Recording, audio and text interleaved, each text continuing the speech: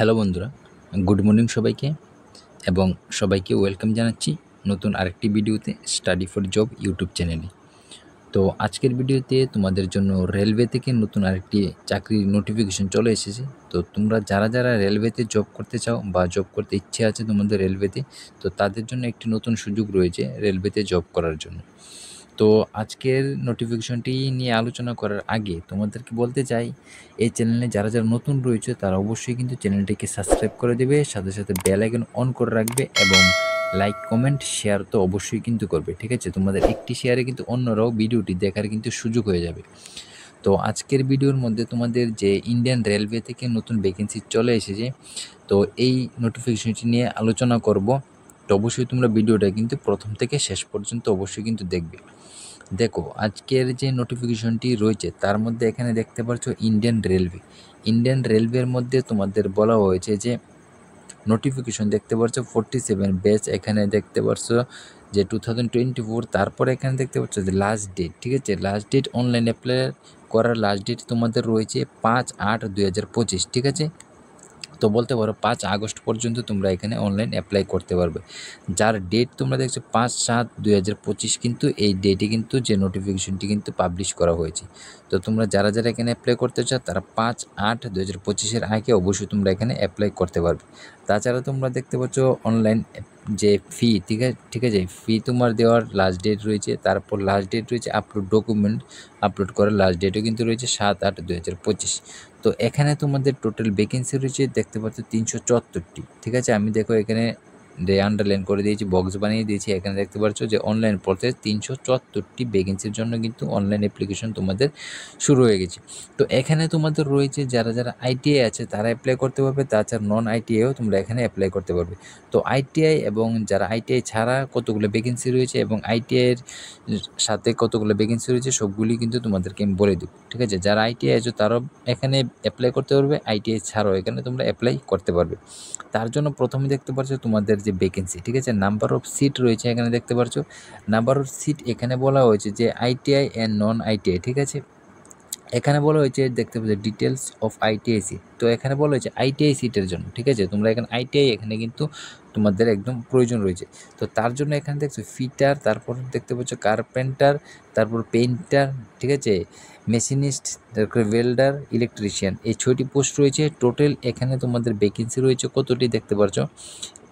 এখানে দেখো ইউআরদের জন্য রয়েছে 122টি, তারপর ইডাব্লিউএসের জন্য রয়েছে 30টি, তারপর 81টি রয়েছে ওবিসির জন্য, এসসিদের জন্য 22টি এবং এসটিদের জন্য 22টি এবং এসসিদের জন্য 45টি। তাছাড়া দেখো ফিটারে এসসিদের জন্য রয়েছে 16টি, এসটিদের জন্য রয়েছে 8টি, ওবিসির জন্য রয়েছে 29টি, ইডাব্লিউএসের জন্য রয়েছে 11টি এবং ইউআরদের জন্য রয়েছে 43টি। এবং কার্পেন্টার দেখো এখানে তোমাদের এসসিদের কোনো ভ্যাকেন্সি নেই, তাছাড়া এসটিদের জন্য কোনো ভ্যাকেন্সি নেই, ওবিসির জন্য 1টি রয়েছে এবং ইউআরদের জন্য 2টি রয়েছে। তো এভাবে তোমাদের যতগুলো পোস্ট আছে সবগুলি এখানে ক্যাটাগরি ওয়াইজ ভাগ করে দেওয়া হয়েছে। টোটাল তোমাদের এখানে 300টি ভ্যাকেন্সি রয়েছে, যেটি হচ্ছে উইথ আইটিআই। ঠিক আছে, যারা আইটিআই জানা যায় তাদের জন্য 300টি ভ্যাকেন্সি রয়েছে। তাছাড়া নেক্সট রয়েছে দেখতে পাচ্ছ নন আইটিআই। যারা আইটিআই ছাড়া আছো তাদের জন্য এখানে ভ্যাকেন্সি কতগুলো রয়েছে।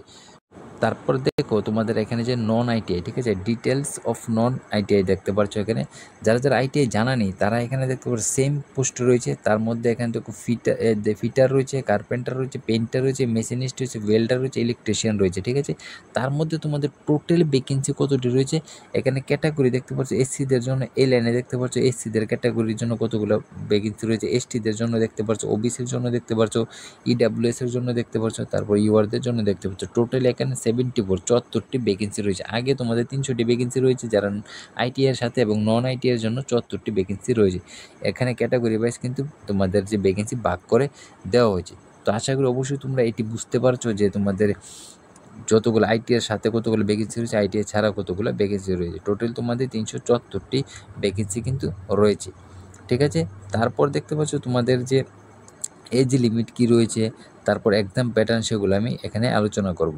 তারপর দেখতে পাচ্ছ তোমাদের এজ লিমিট, ঠিক আছে। এজ লিমিটের মধ্যে তোমাদের যে রয়েছে এখানে দেখো ফর নন আইটিআই এবং আইটিআই, 1 নম্বর দেখতে পাচ্ছ ফর নন আইটিআই, 2 নম্বর দেখতে পাচ্ছ ফর আইটিআই।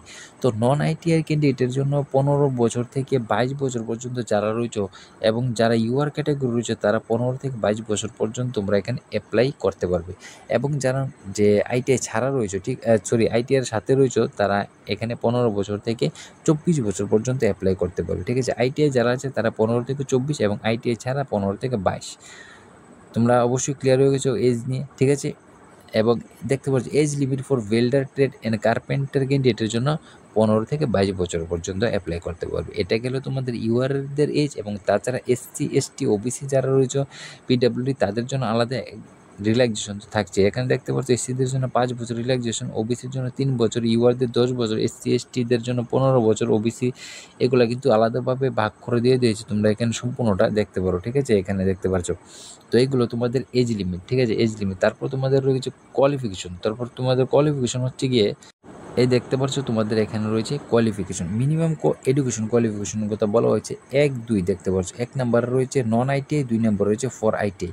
তো নন আইটিআই যারা রয়েছে তারা 10th ক্লাস কিন্তু পাস করতে হবে, মানে তোমাদের 10, ঠিক আছে, বা ইকুইভ্যালেন্ট হতে হবে আন্ডার 10+2 এক্সামিনেশন সিস্টেম, ঠিক আছে। উইথিন 50% মার্ক কিন্তু তোমাদের থাকতে হবে 10th-এ। তোমরা এখানে 10th-এ যারা করেছো তাদের 50% মার্ক তোমাদের প্রয়োজন ফর নন আইটিআই, ঠিক আছে। এবং যারা আইটিআই করছো তাদের কিন্তু 10+ তোমাদের করা থাকতে হবে, 10th, ঠিক আছে, 10th করা থাকতে হবে। তার সাথে এখানে 15% মার্ক কিন্তু তোমাদের প্রয়োজন রয়েছে, ঠিক আছে।